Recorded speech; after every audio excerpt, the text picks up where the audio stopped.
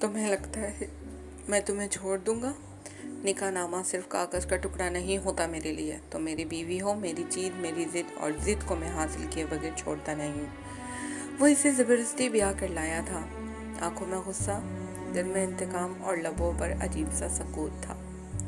शादी की पहली रात जब दरवाज़ा बंद हुआ तो वो इसके करीब आ गया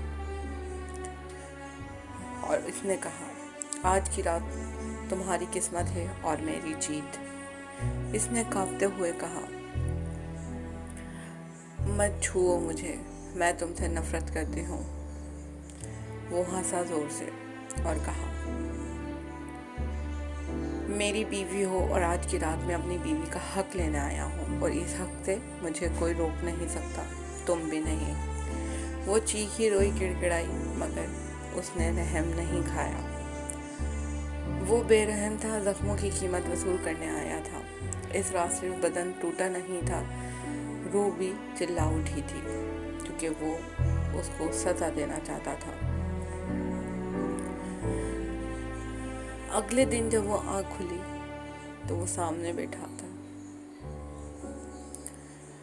और सर्द नज़रों से इसे देखता और कहा, मैंने तुम्हें सज़ा दी है, वो धोखा जो तुमने मुझे दिया था, इसका हिसाब चुका रहा हूँ। मोहब्बत तुमसे थी, पर तुमने किसी और का हाथ थाम लिया।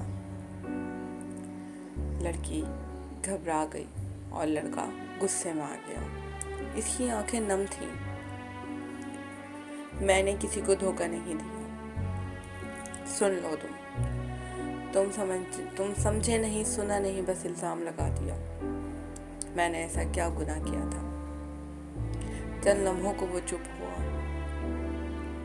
फिर उसने झुककर इसकी पेशानी को चूमा। सच क्या है अब जान लूंगा, पर अब तुम कहीं नहीं जाओगी, मतलब कहीं नहीं जाओगी। चाहे तुम रो या चीखो, तुम मेरी हो, हमेशा रहोगी।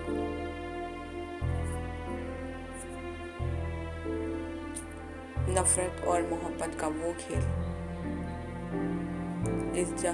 अब जंग बन चुका था और इस जंग में जीत सिर्फ मोहब्बत